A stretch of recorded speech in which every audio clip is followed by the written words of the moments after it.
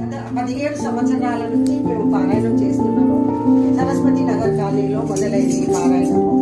అట్లనే వేరే వేరే బ్రాంచ్లు కూడా ఉన్నాయి మావే. ఇప్పుడు 4 బ్రాంచ్లలో పారాయణం జరుగుతుంది. రోజు ఒక ఇంట్లో 21 రోజు పారాయణం పెట్టుకుంటారు. రోజు సిలబస్ అంటే లక్ష్మి, విష్ణు, లలిత, శుక్రవారం నాడు ఓం నమో నారాయణ, హనుమాన్ చాలీసా, 2 భజనలు ఉంటాయి. ఒక భగవద్గీత ఒక అధ్యాయం చదువుతాము. 21 రోజుల్లో 18 అధ్యాయాలు కంప్లీట్ అయిపోతాయి. 21 రోజు నాడు పూర్ణావతి చేసుకుంటారు అనమాట.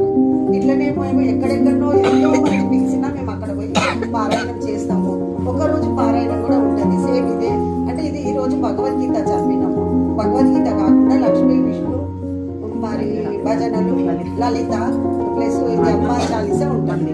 మీ పనిదీప వర్ణన కూడా ఉంటుంది. మీకు ఎవరికైనా కానీ ఒక్కరోజు చేయించుకోవాలనుకుంటే సునీత దగ్గర నంబర్ ఇవ్వండి. మేము వచ్చి ఎంత దూరమైనా పర్వాలేదు. మాకు ఇవ్వాల్సింది మీరు ఏమీ లేదమ్మా. రావడానికి పోవడానికి వెహికల్ అరేంజ్ చేయాలి. అయిపోయినాక కొంచెం మీకు తోసిన భోజనం పెడితే చాలు. ఎందుకంటే భోజనం టైం అవుతుంది కదా. మాకు మీకు తోసిన భోజనం పెడితే చాలు. అది మాది. మాకు విష్ణు సహస్రనామ పారాయణము. మాకు ఈ భిక్ష పెట్టిన స్వామి పేరు నిత్య శుద్ధానంద స్వామి. జడ్చెల్ల వాసులు. తను ఇప్పుడు స్వర్గస్థులైనారు. 104 సంవత్సరాలు బతికిండు స్వామి. ఎన్నో ఊర్లలో ఎంతో ప్రచారం చేసిండు ఈ విష్ణు సహస్రనామాన్ని.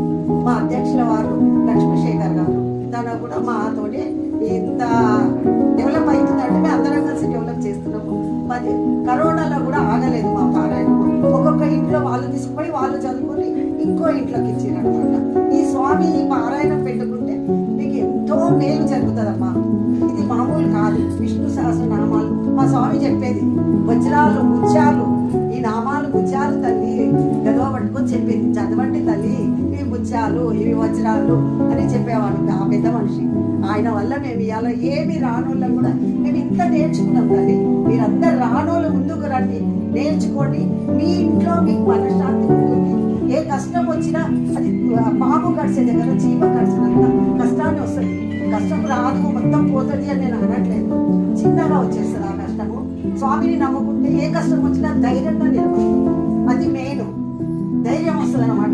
నాకైనా తోడు చాలు, నేను ఏ కష్టం వచ్చినా నేను తట్టుకోగలుగుతా అనే భావన మన మనసులో వస్తుంది. ప్రతి ఇంట్లో విష్ణు చదవండి. మీ పిల్లలకు కూడా మీ దారికి వస్తారు.